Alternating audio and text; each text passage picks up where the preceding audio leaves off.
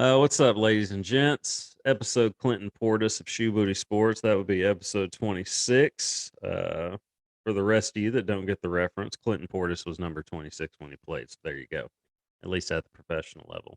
But this is Graham Powell, your host, with co host Bradley Brown, How's it going? coming at you on a Wednesday night. Not Tuesday night, Wednesday night. We both had a lot going on yesterday in our chaotic lives. So here we are coming at you Wednesday night, but still coming at you this week. And probably picked a good night to do it because we have some interesting playoff basketball going on as we speak. Milwaukee and Chicago playing right now. So Bucks and Bulls. And that was quite the game by the Nets that was blown in the previous one before this one, Brooklyn and Boston. Of course, Boston goes into that game up 1-0 on the last second. Did you see the highlight there? The game winner Tatum had in game one. Yeah. Yeah, that was Silky smooth, man. yeah, Hit 'em up very with the smooth, spin very move. dope. That's just I mean that's the Celtics. I mean, they just play together. Yeah, the Nets they got Kyrie and KD and good players around them. Drummond had a good game tonight.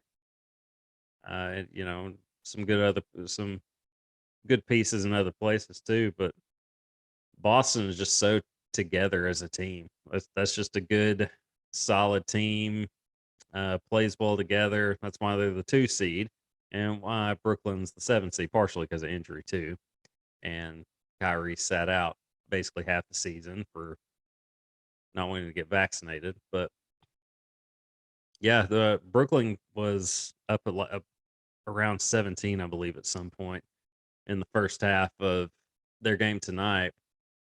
And Celtics put it together at the end of the half and cut it to 10, and then I think got within single digits at halftime, and just kind of steadily crept back in the second half, and took over in the fourth quarter. At the halfway point of the fourth quarter, or a little over that. Yeah, Brooklyn's up double digits and just closed it out, held off anything that Brooklyn tried to do, which is I wouldn't be surprised. I would pick the Celtics to win this series, but I was a little surprised at the crumbling. I thought for sure Brooklyn would even the series at 1-1. Just the way Kyrie and KD have played as of late, just lights out. But it's been good playoff basketball so far. I like the play-in games, competitive games, and just it's been NBA playoff basketball. So how much of it have you gotten to see? Just just bits and pieces here and there. Got to watch a little bit of the game of the first Celtics Nets game. Didn't get to watch any of it tonight. Just and yeah, just watching it a little bit of it right now. The Chicago Milwaukee game. I see that Philadelphia and Toronto are pretty tight matchup. So a couple minutes left. Philadelphia and who? Toronto. Oh, Toronto. I thought you said Nerado. I thought you like Yeah, you hadn't combined. heard of Nerado, I dude. thought you combined like Nolan Arenado's name and I got Nerado. mean, yeah, Toronto, the Who? Velociraptors. Well, who's up in that one? It's Toronto just hit a 3 to go up 90-87. Okay, how much time is left? A little bit over 3 minutes. Okay, I saw where Embiid told Nick Nurse to shut up complaining about the fouls, which sounds very Embiid like. Yeah. Uh, but I don't know that I don't think he can. See the foul breakdown of that game? There's a lot to a little for Yeah, the free throws. but I wouldn't. Yeah, I wouldn't say that Embiid could talk to Nick Nurse like that. Nick Nurse is a champion, so. True. But that's Embiid also. So makes for an entertaining headline. His inside voice is Dr. J's voice. Well, there's been good games on tonight. I'm glad I got to sit down and watch some of them. The Boston Brooklyn game was a good game. This is a good one going on right now, as you can tell. Kind of cool to see the Bulls' little resurgence. Billy Donovan leading them. Heck of a coach. So, and some good players around him. DeMar DeRozan, et cetera, Zach LaVine, et cetera. But well, I'll get to check some of that out when we get off of here. But it's been good playoff basketball so far. I did see Devin Booker is going to be out for likely the next 2 games, hamstring issue. I'm sure you saw his highlight of him hitting the buzzer beater and then dapping the kid from the Yeah, ground. such a cool highlight. I mean, Like that was so dope. I mean, he drains drains the buzzer beater with 2 defenders on him, goes down and just so smoothly just looks at the kid and just daps him up. I mean, it was like a movie scene basically. Just yeah, how smooth he was about it. But he's just a smooth player, man. He's about as good of a scorer as there is in the league right now, and can create his own shot. You know, it's he's one of the few guys. People think that just anybody in the NBA can create their own shot. No, there's really only about probably, I don't know, 20 guys that can just really create their own shot. He's one of them. But him and Kyrie are, as far as point guards go, are probably my 2 favorite to watch. As weird as Kyrie is, he was my favorite player for a long time for a reason. He's just so cool. He did something that amazed me every single game, and he still does. You know, he's still great, despite just his kind of goofiness. But Devin Booker is very fun to watch. As far as how concerned the Sun should be about it, we'll see. At least it happened in the opening round, uh, but the Suns can't win it. They can't win it without him. Uh, yeah, I mean did they they drop the can't. first game? No, they won. They won, but it's obviously the team they play, whoever it is. Well, their chances go up without Devin Booker out there. For Now sure. you still got Chris Paul, and you got other players out there. A lot of people are picking the Suns to win it. They and I've said it on here before. They remind me of the Spurs the year that they lost to the Heat and then just came storm back the next year and won it all. They kind of remind me of that team as opposed to the team that gets to the finals and has this massive hangover and disappointing season the following season. The Suns remind me very much like that Spurs team in that regard, as far as driven and hungry, and they want to get back and show they were the better team. And it's very possible they could see Milwaukee there. It could be a rematch because I don't necessarily see. I don't see anybody in the East beating Milwaukee. I know that Miami's the 1 seed, but I just don't. I don't see them matching up with the healthy Milwaukee team. Even Boston, as good as Boston is, you know, they can. Yeah, I don't know, man. The East is pretty. There's a lot of parity in the East, so that's going to be interesting to watch play out as the playoffs get, further and further into the rounds. But it's been fun basketball to watch. Um, like I said, I'm gonna watch more of it when we get off of here, as I'm sure you are too. And then I'll try to enjoy some of it this weekend too. But we'll jump over to football now. Deebo Samuel has now asked the 49ers for a trade. Deebo recently did the new trendy thing that annoys me, that the younger players do when they have trouble with their contract talks with whatever franchise they are employed by. They decide to just passive aggressively unfollow them on all social media platforms and all that crap, and remove their names from like their bio and just that dumb crap. It's just so immature and childish. And I love Deebo Samuel as a player, but this is dumb. Yeah, it's becoming the And norm. yeah, Sadly. Kyler Murray, all of it. Now Deebo should get, if he wants to get paid as he should. He deserves his money. He deserves whatever is out there for him to get because I think he's as good of a player as anybody in football right now. and that includes Aaron Donald. I mean, He's out there just name it. playing what 3 different positions. So And he's best at running back.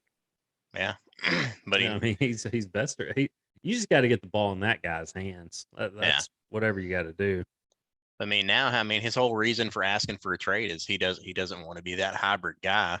He just wants to be the best wide receiver he can be. Yeah, I guess he didn't sign up for that as his message. He didn't want to do it anymore. Is But it? I mean, Has he said that? yeah, I mean, I thought I seen it on Twitter a couple hours ago. But I mean, you can't blame him. I mean, if running backs, I mean, definitely. I mean, as much as they were having the ball in his hands last season, no wide receiver has the ball and possessing the ball that much in a game. Taking more contact, more hits. Could possibly be cutting his career shorter and shorter. So I could see where he's coming from for wanting just to play wide receiver and be out of that action-packed role as hybrid, give me the ball and get out of my way kind of back. Well, one, definitely believe everything you hear on Twitter. But two, unless it like came from him or something. But two, I mean, well, look at what Arkansas did with Traylon Burks. You just got to get that guy the ball. Yeah, It doesn't. I don't care how it is. You got to switch it up.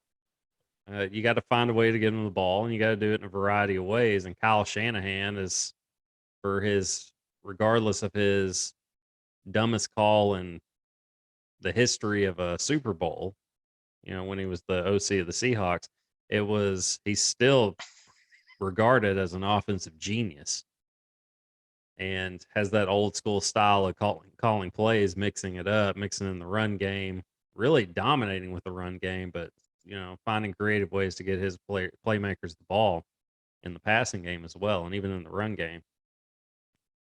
So I don't.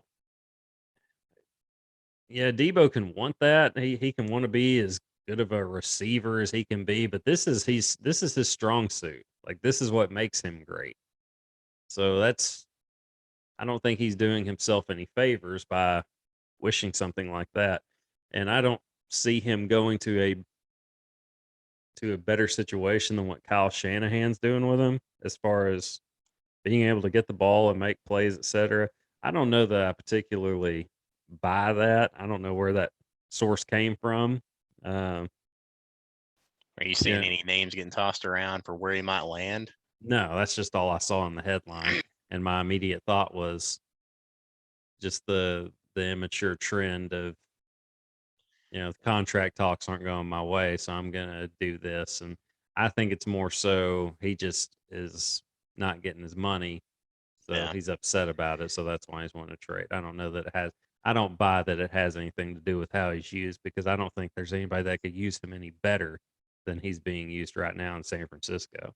and how they use him is going to make him a lot of money with his new contract. So, but I did see where he replied to some random fan tweet on what uniform he would look best in, and of course, somebody threw out the Dallas Cowboys, and he liked it. So, could you imagine that?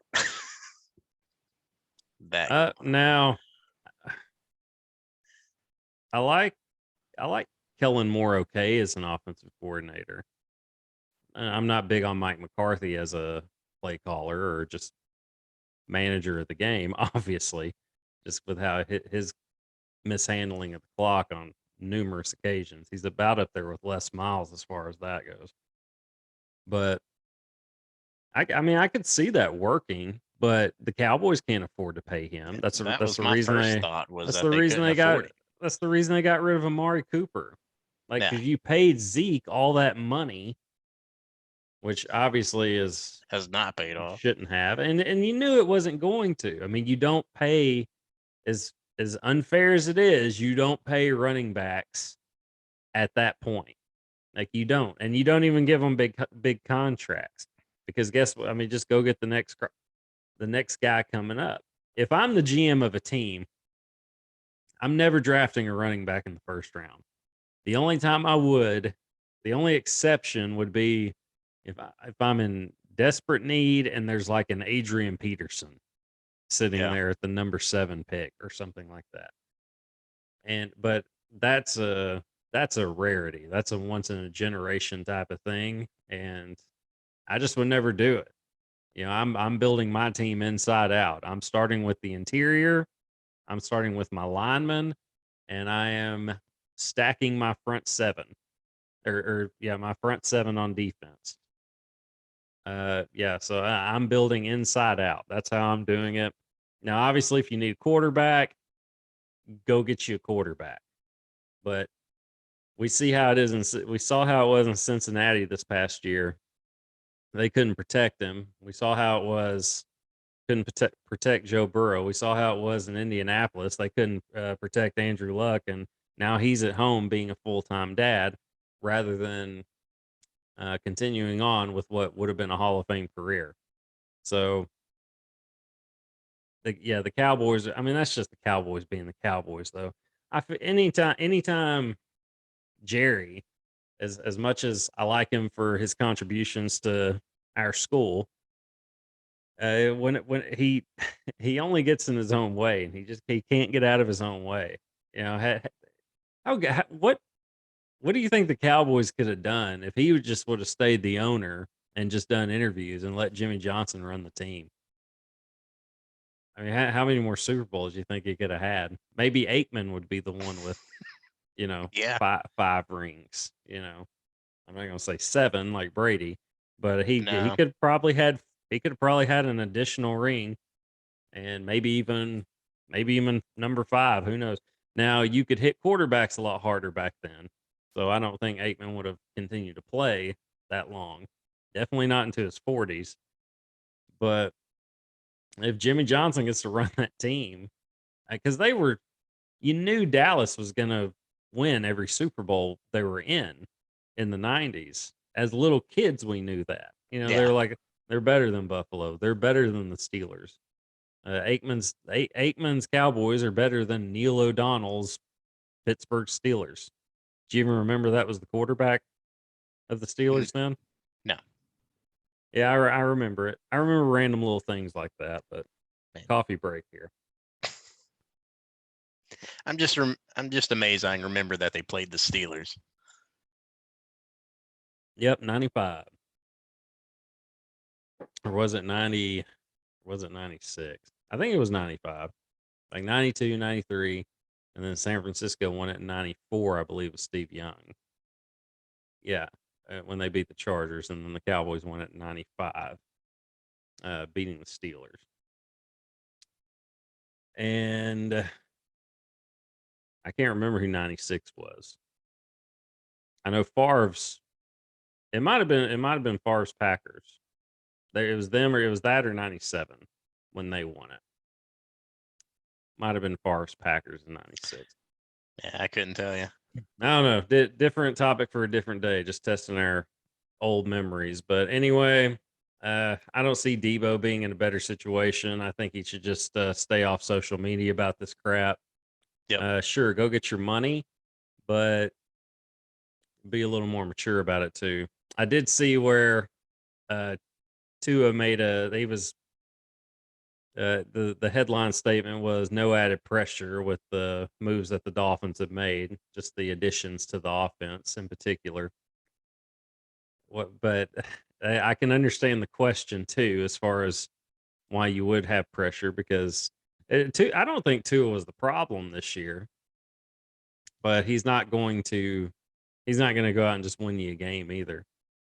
So if it doesn't go great for him with the setup he has now, with Waddle and Tyreek Hill, then it's not going to work. So I can understand the question as far as that goes, but Tua has been set up for success. It's kind of funny. The Dolphins have gone from their owner trying to pay their coach to throw games to now just trying to build the most powerful offense, and at least in the AFC. So I don't know. We'll see what happens. But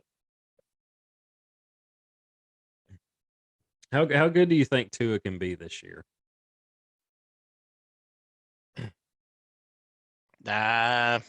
He could probably scrape the top 10. It's sort of like a top 10 quarterback. Yeah. No, well, I said scrape. Like I'm saying, like statistically is what I'm talking about. he's gonna be in the top half. Statistically, hell, I don't know. See, when I think of Tua as a pro quarterback, I think of him as like a 3,600-yard passer and like 20 touchdowns to 5 picks. I see him as like Brandon Allen his junior year at Arkansas. Everybody thinks he's no good, but he can do just enough. He's not going to lose you the game. Yeah. Because Brandon Allen threw like 20 touchdowns and 5 picks, I think, his junior year, and then just as a senior, just lit it up. He was the reason Arkansas won games that following year, which was crazy to me. That guy's got an interesting story. We ought to do a story on just him one day, just his time at Arkansas. Yeah, pretty wild ride. That's for sure. A wild ride and one that was on fire at one point. Yes. Too. God, apparently mistaken identity, but I ain't believing that one. I don't believe that at all. I think that was either way. You had another white Escalade? Yeah. I was trying to light somebody else's vehicle on fire, not yours. But yeah, not yours after you played that horrible game. Yeah, it's wow.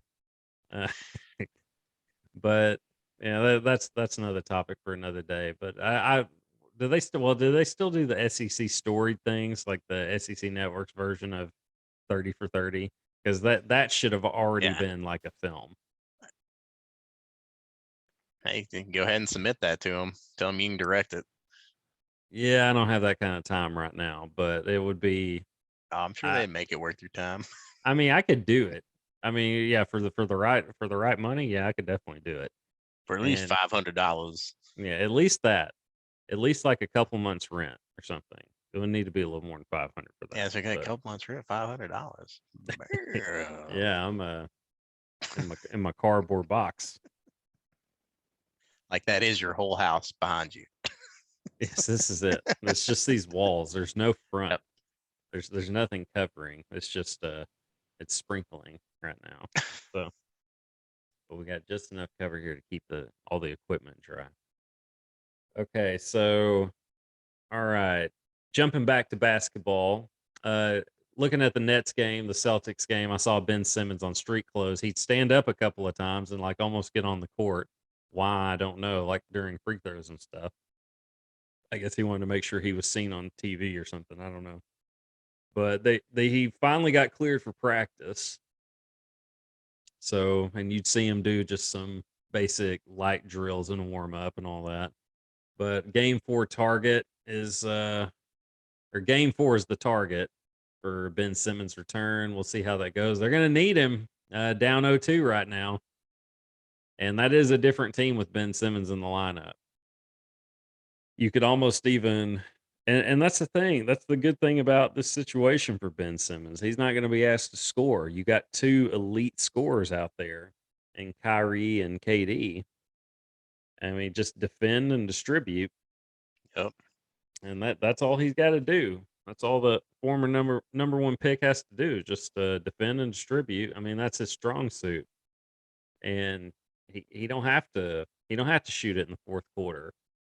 He's got 2 guys that have no problem doing that, in Kyrie and KD. So it might be a great fit for him if we can ever see him on the floor. So it'd be nice to see him out there maybe before they're down 3-0. Because at that point it's over. You're not going to beat the Celtics 4 times in a row. You're not going to be a 2 seed 4 times in a row when you're the 7. Even though part of the reason is because KD was out for 4 to 6 weeks or whatever it was, and obviously Kyrie's situation. But it'd be nice to see him step in there and see what he can do. I'm looking forward to seeing him play. I hope he does play. It's an interesting situation for him there in Brooklyn, in more ways than one. But it could be, it could work for him on the floor. It'd just be nice to see. Jumping to college hoops now. Did you see where Oscar Tshiebwe is coming back to Kentucky next year. I did not. Well, now you know I believe he was the player of the year, right? Yeah, the player of the year in college basketball, definitely in the SEC, but yeah, the I believe it's the Naismith Player of the Year, Naismith And he's Award. coming back, huh? Yeah, coming back to Kentucky for another year, so that's going to make Kentucky very dangerous For sure. in the SEC, and yeah, it'd be nice to see. Hopefully, hopefully Arkansas can get Jalen to come back and at least bump with him. He's not going to stop Tshiebwe. He certainly didn't when they played, but he can at least make things a little more difficult than anybody else on the Razorbacks could do. So that's big for Kentucky. It's something Cal's not necessarily used to, but Cal hasn't had the success he's had as of the same success he's had in the late 2000s. Yeah. It's he's kind of having to switch things up a little bit because he was the one and done guy. Whenever when all this started, he was known as the one and done guy, and he got one championship with a great team. But probably should have had another the year they were 38-0, I believe it was, and then when Wisconsin beats them in the Final Four, and then Duke goes on to beat Wisconsin in the national championship game. But that's the thing, Coach K kind of took over as the one and done guy because Coach K was known for saying, if you're not going to be here for at least 3 years, I don't want you. And he was smart enough to realize, okay, I need to switch that up because I need to get these top guys. So he switches it up and his philosophy, and then he basically becomes the one and done guy. And it was, I don't know, I know we covered the national championship and all that, but it was good to see a different story besides the Coach K thing. Him going out on top of the championship was way too Hollywood for me. He got five Yeah. of them. He got 5 of them. It was somebody else's turn. So now I did see something today about Jay Wright retiring, the Villanova head coach, Mm-hmm. which that's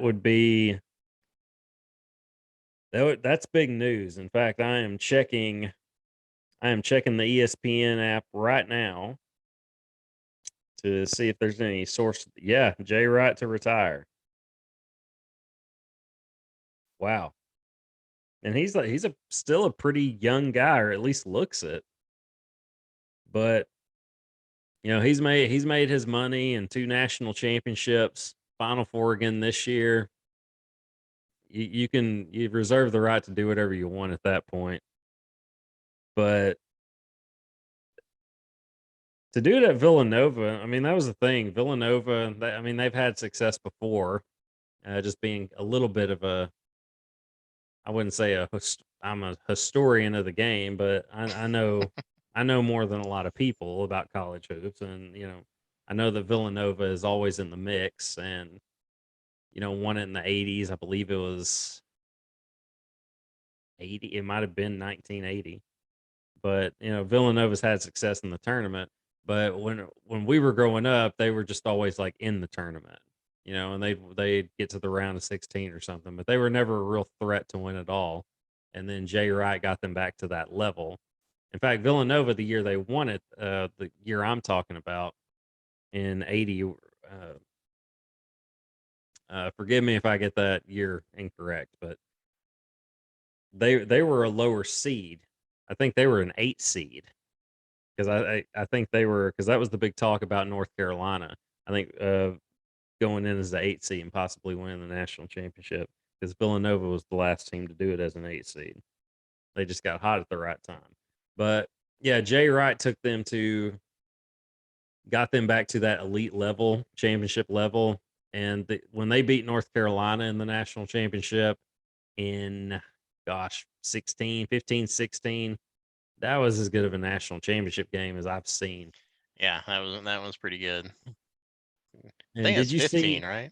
I believe so. And did you see how cool though Jay Wright was though?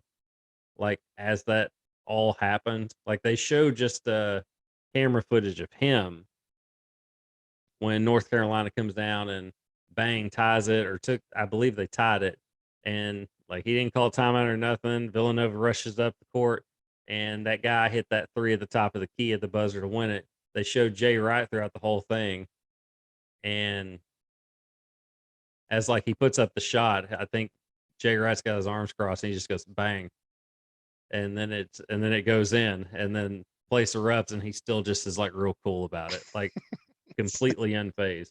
He's probably a little bit in disbelief that it actually happened, but No, he said like no, but that was the thing. He like saw it coming. He saw the play develop, and then when he put the shot up, he goes bang right before it goes in, and then boom goes in. So I mean, he was it's like it was like that's how it should have gone. Was his reaction. But anyway, that is news that we needed to touch up on. This Sixers Raptors game is in overtime. Philly up 101 to 100 with 33.8 left to play. How much bull is it that it's on NBA TV? I guess. I mean, you got to get these games in somehow. I mean, they can't all be on back to back to back. Otherwise, they're going to be playing until. Put it on. These are on TNT. Put those on TBS. Don't put them on a premium extra cable channel. Maybe. Well, I'm sure there's a reason for that. You got to schedule that stuff out in advance. But hey, get on YouTube TV with us and you'll be able to watch it. I'm pretty sure we get that channel. So that was I get it if I give them more money. Yeah, that was an unplanned YouTube TV plug. But here's another plug for you. Show a little love for our sponsor, Rhino Races. Rhino Races, ladies and gentlemen, as you know, is a virtual running series that offers 5 different races: a 5K, a 10K, a half marathon, a marathon, and a unique challenge called the Rhino Ultra. It is the most challenging race in virtual racing. It's the most challenging virtual race out there, and Rhino Races is the next premier running series. Visit rhinoraces.com to register for one or all 5 of those races. You can register for one, you can register for all at once. Run them at your convenience. Track it with your fitness app and submit your results on their website. Visit rhinoraces.com for details. And as soon as those results are verified, by the way, they send you your reward by mail. And also check out their merch. They got t-shirts, wristbands, decals, and more. Again, rhinoraces.com for details. So, but we've kind of touched off on how good, the NBA playoffs have been. We'll keep an eye here on the tie game, Philly and Toronto. Looks like it's going to double overtime, unless they're sitting at the free throw line. I don't know because I can't watch it. So if you were Kawhi Leonard, if he could do it over again, would he have left Toronto? You think? I mean, I still think he would have. But if you were Kawhi Leonard, would you have left Toronto after winning it that year? Yes. Why so? Just so I could live in like the US. So you could live in Los Angeles, which is where you're from basically, rather than Toronto. Yeah. Yeah, I was totally cool with him leaving. In fact, I would have done the same thing because you're not going to top that, No. Like you beat the Warriors granted they were hurt, that was when Clay had I think his first ACL tear, and obviously KD with his Achilles tear, the one game he played. So, but still, I mean, you're not going to top that. You go to Toronto, they take a chance on trading for you, and you go get the chip. It's like, okay, I did it. I did what you brought me here for.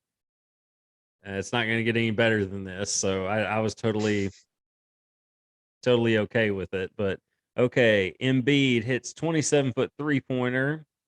Danny Green on the assist. Oh, so, dang.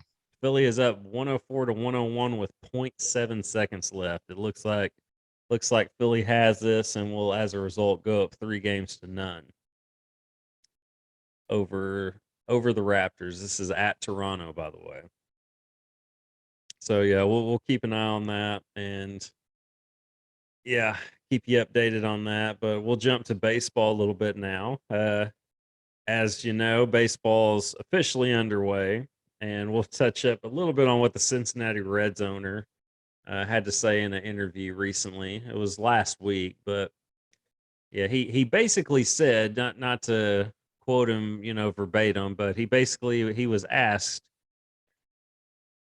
how he felt about the fans voicing their opinions about the team and the team's struggles, which, by the way, the Reds are sitting at tied for the lowest win total in Major League Baseball with 2 games. They're currently 2-10, so at least tied for the worst record in baseball.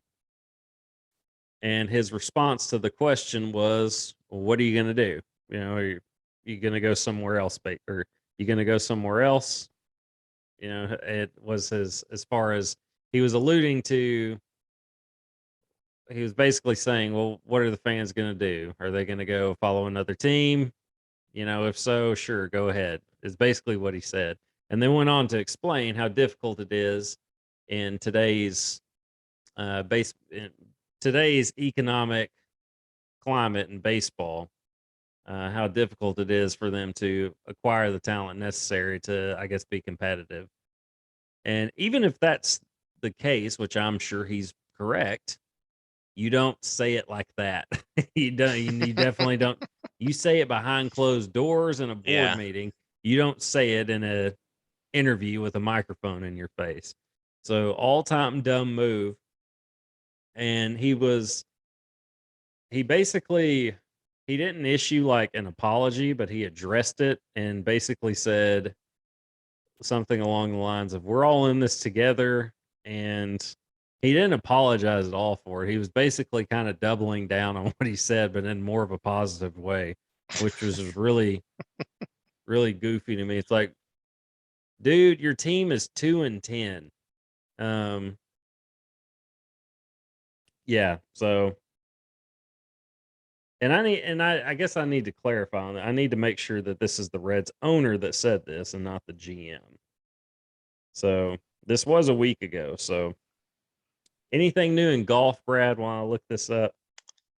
Yeah, actually, there is something new in golf. I don't know if you've seen it on them Twitters over the weekend, but they've announced a new Capital One the match. It's going to be Tom Brady and Aaron Rodgers squaring off against Jared Allen and freaking Patrick Mahomes.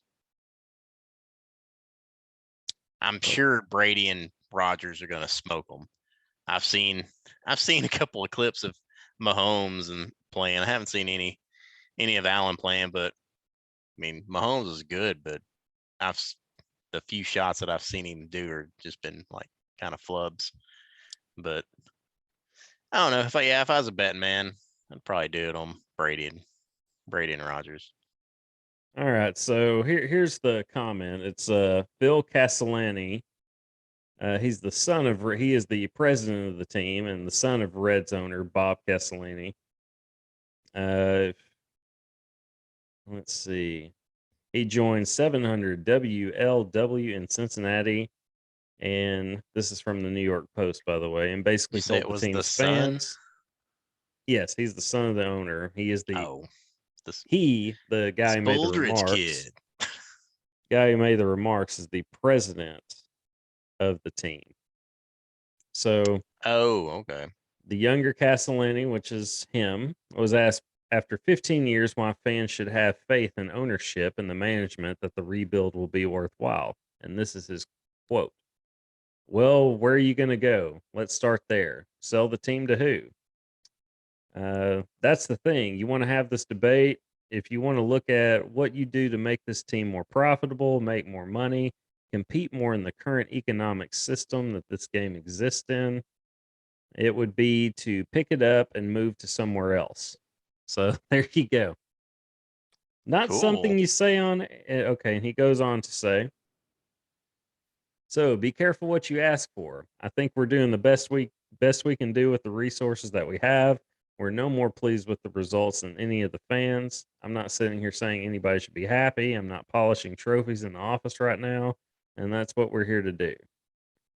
So, yeah, not something you should say on the air. Not how you answer that question. But Eh. yeah, I'd say that's part the way you're looking at it there. It's part of the reason you're 2-10 and tied for the worst record in baseball, and definitely sitting the very bottom of the NL Central. Which, by the way, the St. Louis Cardinals are tied for the top spot in the NL Central with the Brewers. All the records are off right now because of rainouts and stuff. But yeah, the Cardinals at 6-3. Uh, Seen where Pujols been hitting him a couple of home runs. Well, he's yeah, probably only seen all of them, so he's probably only hit 2. yeah, that's it. 2 homers and 4 RBIs, but he's 7 for 18 on the year, hitting 389 so far. Dang, So nice little resurgence from Albert there, the Captain machine. Cardinal, as far as I'm concerned. Oh yeah. Uh, yeah, along with Stan the man, but it's yeah, he's had a good start to the season as have the Cardinals and Nolan Arenado, who he's not leading the league in hitting, but he's definitely leading the Cardinals. I think he's in the 400s. Uh, yeah, he's in the which that won't last, but still, he's their best play. He's their best player as far as offensively for sure. So he's doing what he should be doing. But it's cool to see Pujols having that kind of year so far. But kind of some of the surprise teams early. The Mets are sitting atop the NL East at 9-3. That's a little bit of a surprise. And the Rockies, Colorado Rockies, are tied with the Dodgers for the top spot in the NL West at 8-3. So, couple of cool stories. We'll see how long it lasts. The Dodgers are still clearly the best team in baseball, as far as I'm concerned. Uh, I took a look at the standings in the American League, and they're all like pretty. They're all kind of close to 500, even like the leaders. I think Boston and New York, they're all like 6-5, like the Yankees and crew, Blue Jays, all that. So it's still early, a lot of games to play. Even though they cut 2 weeks of it out, there's still a lot of baseball There's to play. there's still 100 and some games left. They're Yeah, fine. there's still a whole bunch of games left. All right, so final Philly 104, Toronto 101. Philly takes a 3-0 lead in that series. Wow, okay. See, I got the TV on, but I can't see like anything. I can't see it from the angle I'm sitting at in here. But the Bulls have taken a 63-49 lead over the Bucks at halftime, so that's a bit of a surprise. Yeah. But regardless, even if the Bulls, the Bulls they've been pretty good at collapsing in the second half from what I've seen from them this year. They really collapsed against the Nets, the game I watched them play in the regular season. That was a big primetime game. Damn. Villanova already announced their new hire. What is it, like an assistant or something? Kyle Neptune. Is it like Jimmy Neutron's cousin? Like, did you just make that up? Um, no, I mean that's just what popped up from CBS Sports on my phone. Yep. So Fordham's, is that how you say it? yeah, Kyle Neptune. Well, I'm guessing they kind of knew this was coming. yeah. If it all unfolded that quickly, yeah, for sure. I don't know. Villanova's they're kind of an old school they do it. They do it in an interesting way. They know that they're not going to go get the one and done guys, so they stick around that northeast area, and they go to these kind of no, I won't say no nonsense, but kind of they follow a lot of these upscale prep schools, I think, and they go after the guys that they know are going to be there for 3 and 4 years, and really hammer in on them. Jay Wright's going to made sure you played defense and paid a lot of attention to players' intangibles too. So I like the way that they built their program. So it'd be cool to see, whether or not they can continue doing that with this new guy. And it sounds like they're really on top of it.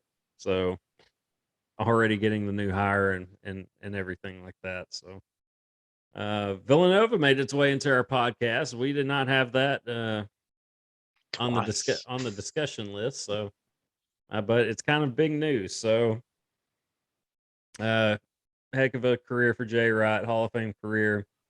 And on that note, we're gonna get out of here, and I'm gonna go catch the second half of this Bucks Bulls game, and we will talk more playoff basketball on next week's episode. Surely we'll be coming back at you Tuesday next week for episode Eddie George, episode 27, Shoebooty Sports.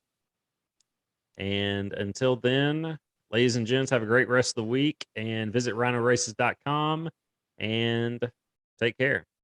This is Graham Powell, Brother Brown, signing out. Deuces, y'all.